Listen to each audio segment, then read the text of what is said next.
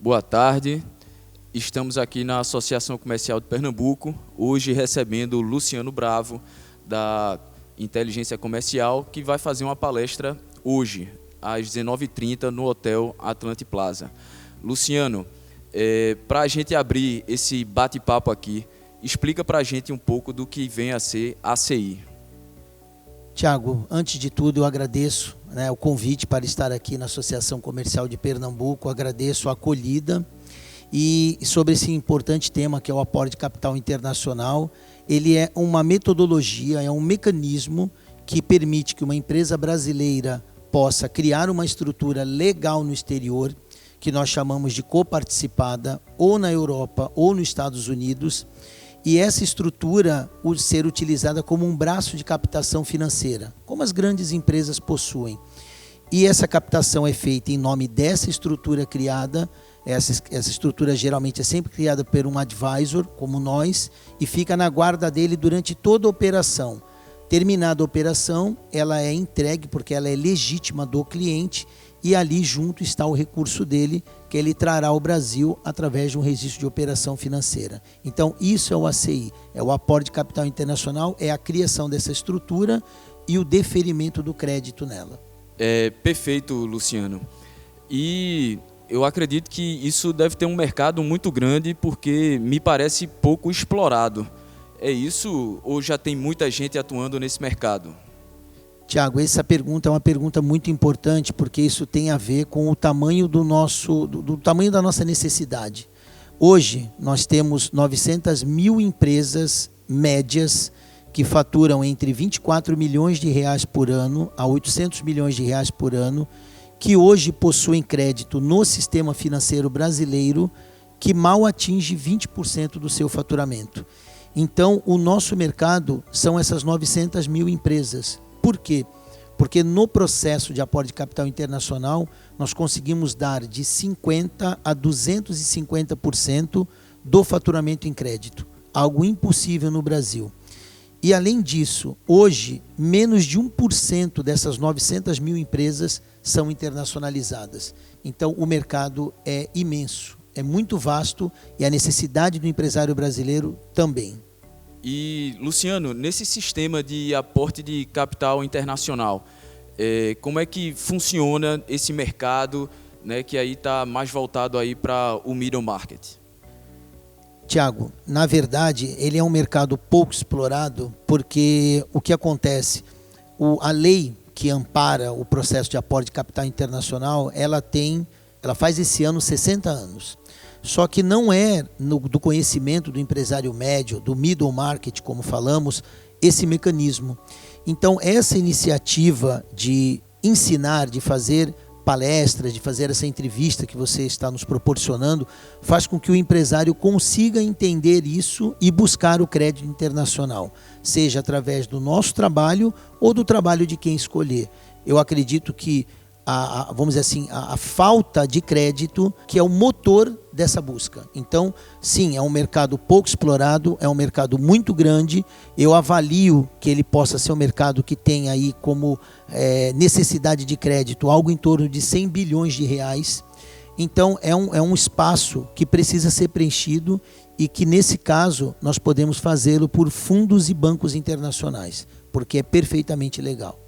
Essa estrutura internacional que você mencionou, né, termina podendo assustar algum empresário aí que se enquadra nessa faixa aí de tomada de crédito, né, a partir de 3 milhões de dólares. Isso aí não termina levando muita burocracia, com viagens, com estadias, reuniões no exterior, e termina tomando o tempo do empresário que ele poderia, obviamente, estar se dedicando a sua atividade, né? E ele vai ter aí que se programar. Isso aí para o mercado médio, né? Que é o mercado que a gente está vendo que se encaixa aí para ser um cliente de ACI, pode terminar sendo um limitador. Como é que funciona essa operação, essa estruturação internacional que você mencionou?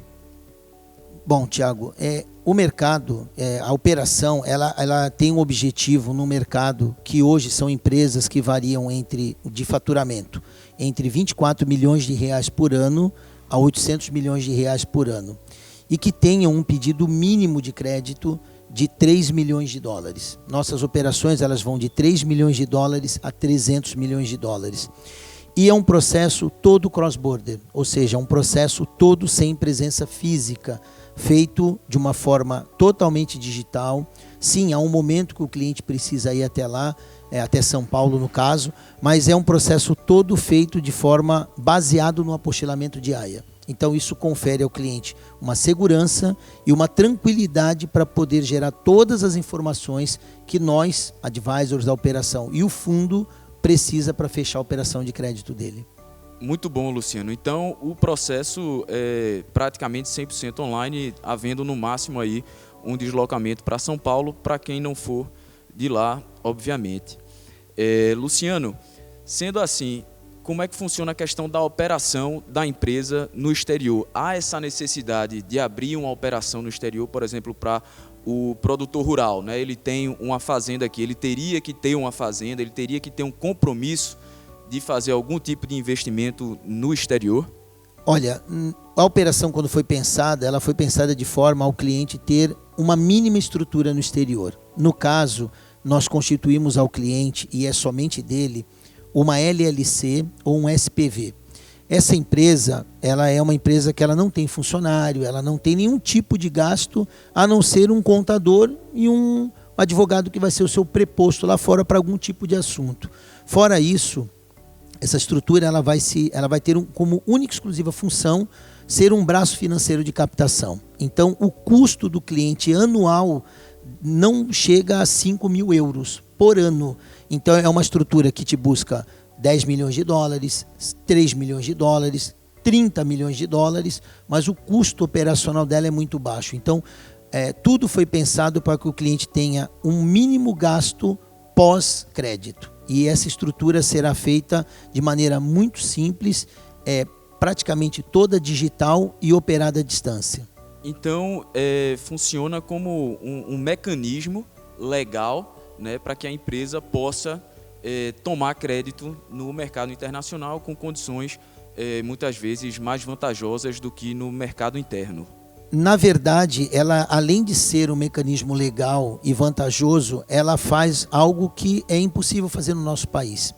Ela traz ao cliente condições como, por exemplo, possibilidade de alavancagem de crédito entre 50% e 250% do faturamento. Clientes que são negativados, que hoje têm restrição, que estão em RJ, que no Brasil não conseguem tomar crédito, através do processo de aporte de capital internacional conseguem. Por exemplo, usar garantias de terceiro, consegue. Então, e taxas e prazos? Sim, nossas carências vão de 3 a 10 anos e o prazo de pagamento de 6 a 20 anos. Obviamente, na primeira operação, você pode não conseguir a melhor taxa que você quer, mas você vai conseguir uma taxa bem melhor que o Brasil, porque hoje o Banco Central expediu uma nota dizendo que o nosso volume de crédito aumentou ali 0,6 aproximadamente, mas os juros que o mercado pratica está em 25% ao ano, os juros médio. Então você vê, um juros hoje, em um hard lender, ele vai a 10% ao ano, juros simples. Ele é muito melhor do que 25% de juros compostos.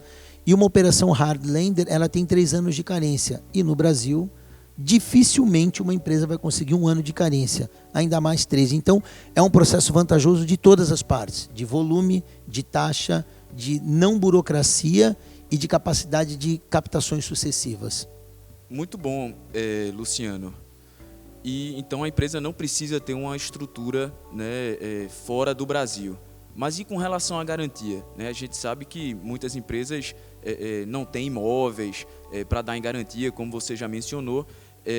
Esses imóveis dados em garantia para essas operações, eles precisam ser da empresa que está tomando o crédito, né? Ou ele pode ser de um terceiro que não está envolvido ali na relação de negócios.